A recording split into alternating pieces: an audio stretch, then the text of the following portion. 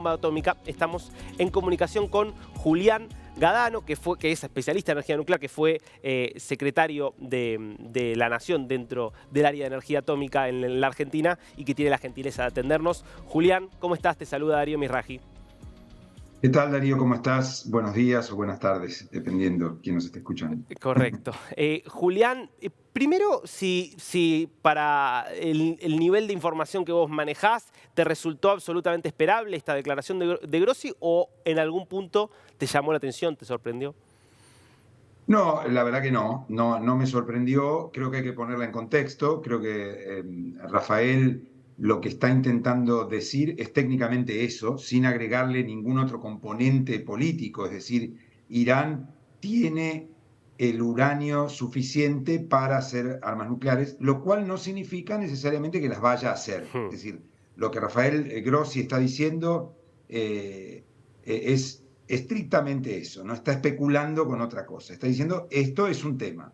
Si vos me permitís, me gustaría aclarar en un segundo qué significa enriquecer Por uranio. El supuesto. uranio básicamente, el mineral de uranio, el uranio tal cual está en la naturaleza, se encuentra en dos composiciones isotópicas. Esto significa la cantidad de partículas que hay en su núcleo. El núcleo, digamos, de cualquier elemento tiene, digamos, además de los electrones que están girando alrededor, en el centro del núcleo tiene dos tipos de partículas: protones que tienen carga positiva y electrones que tienen carga negativa. La combinación de esas dos partículas da dos tipos de isótopos de uranio, dos tipos de uranio, llamémoslo así.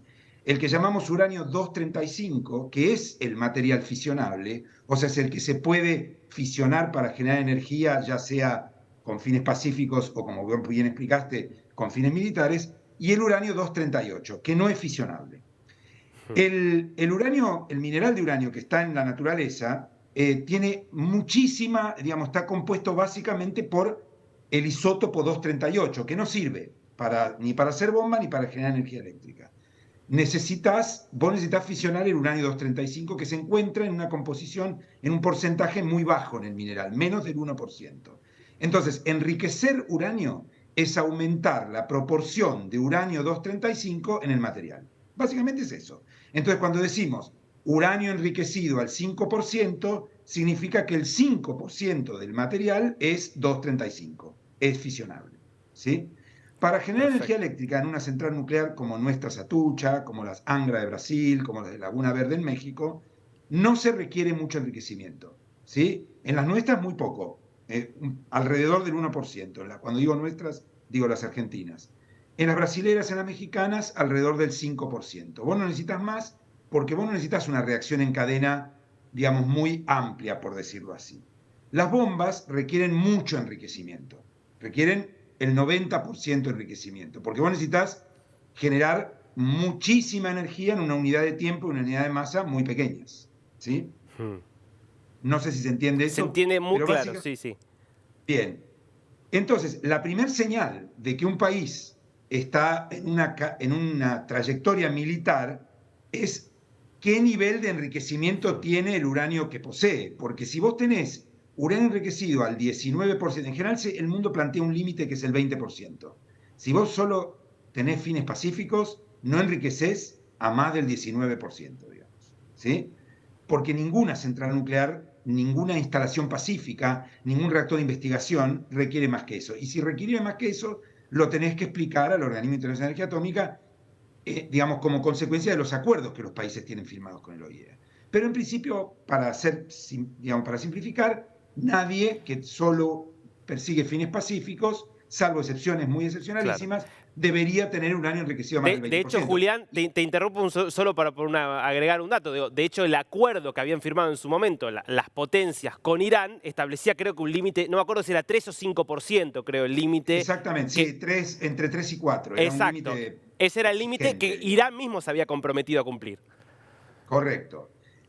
Ningún país, porque los estados nacionales son soberanos, y el OIEA no es el jefe de los estados nacionales, al contrario, los estados nacionales, digámoslo así, son los jefes de Rafael Grossi, por decirlo de alguna manera, son la asamblea de accionistas, pero los estados firman convenios a partir de los cuales se restringen, ¿sí?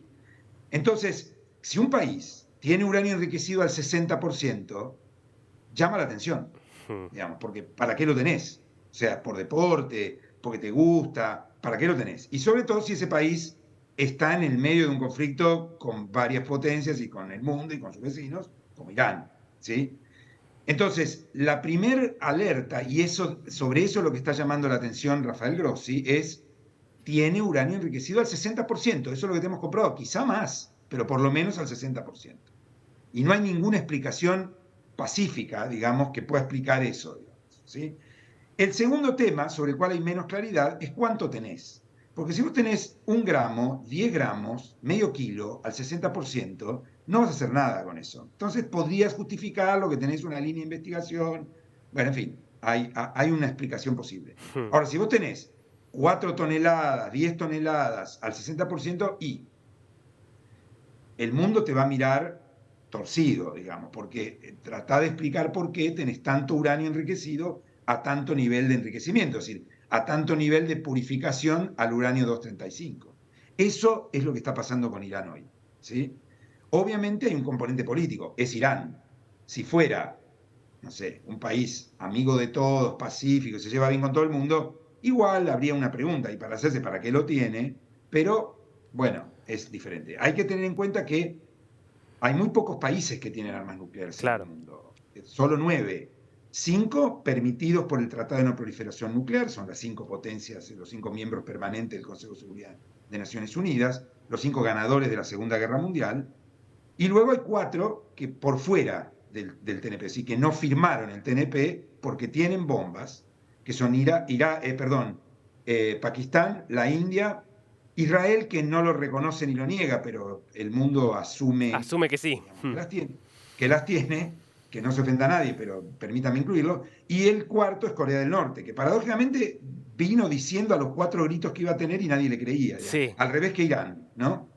Entonces, me parece que ese es el contexto en el cual hay que poner las declaraciones de Rafael Grossi, que no está diciendo más que eso, no está diciendo ni que Irán tiene armas nucleares, ni que la va a tener el mes que viene, sino, bueno, está cerca, Claro. es un país muy latente, Lo que me digamos, parece ¿sí? importante de lo que dice, al menos para instalar en el debate más público algo que quizás quedaba más reducido a nivel de expertos, es que esto que era un interrogante por ahí hace un tiempo es, bueno, ¿tiene el suficiente uranio para hacer armas nucleares si quisiera? Bueno, según lo que dice Grossi es, bueno, lo parecería que tiene suficiente uranio enriquecido como para si tomara la decisión política y técnica, en todo caso, de hacer armas nucleares, bueno, podría avanzar hacia ello. Eso me parece que de por sí es inquietante. Ahora, para avanzar hacia un arma nuclear, ¿es solo el uranio enriquecido o además hay otras cuestiones técnicas y más complejas que también tendrían que darse? Bien, es una buena pregunta, muy buena, porque en general, digamos, mucha gente piensa que es solo uranio enriquecido. El uranio enriquecido es condición necesaria, pero no suficiente. Lo primero que tenés que tener es la gente que sepa hacer las cosas que tenés que hacer, Hmm. ¿sí? Y esto suena trivial, pero no es trivial. Es decir, si vos no tenés los conocimientos, no vas a llegar a ningún lado. En general, en cualquier campo pasa esto, en este también, ¿sí? El éxito de Estados Unidos en el proyecto Manhattan, es decir, en el proyecto de la bomba atómica, en la carrera que corrió con Alemania, digamos, al principio, después ya no, después ya Alemania no la corrió más.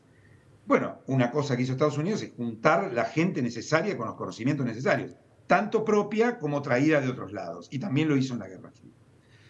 Entonces, lo primero que hay que entender es si Irán tiene la gente. Esta es una incógnita. En principio tiene bastante gente. Cada tanto, bueno, muere alguien en un atentado. Sí. No quiero especular sobre quién lo hace, pero Hmm. es justamente tratar de retrocederle el nivel de conocimiento, ¿sí? El otro tema es, ¿tiene las capacidades industriales? ¿Tiene las instalaciones? ¿Tiene los materiales necesarios para construir una bomba? ¿Tiene las capacidades de blindaje? ¿Tiene el transporte? ¿Tiene misiles? ¿Tiene cohetes? ¿Tiene esa tecnología? Es decir, hay un montón de preguntas para hacerse. En general, las respuestas que van apareciendo es que las está teniendo.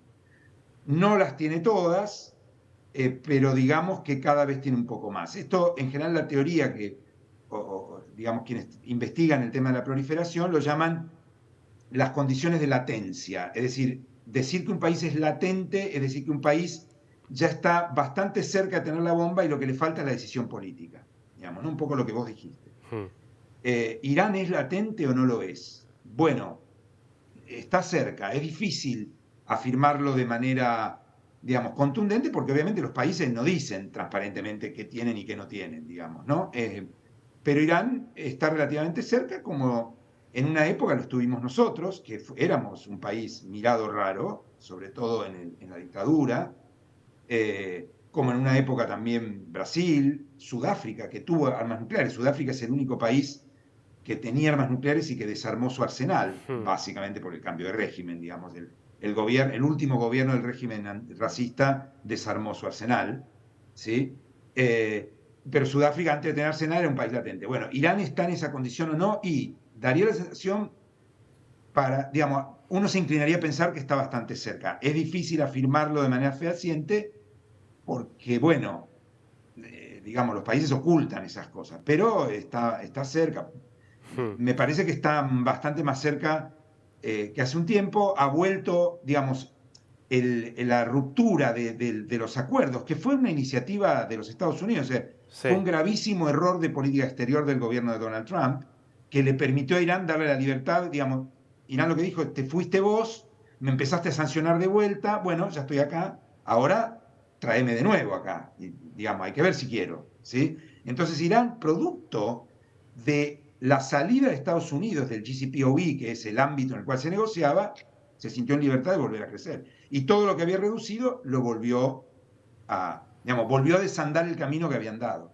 ¿Sí? Julián Gadano, muy claro, para explicar un tema que no es del todo sencillo, que tiene un alto componente técnico, pero que se entendió muy bien. Así que muchísimas gracias por este tiempo conmigo. No, gracias a ustedes. Gracias a ustedes.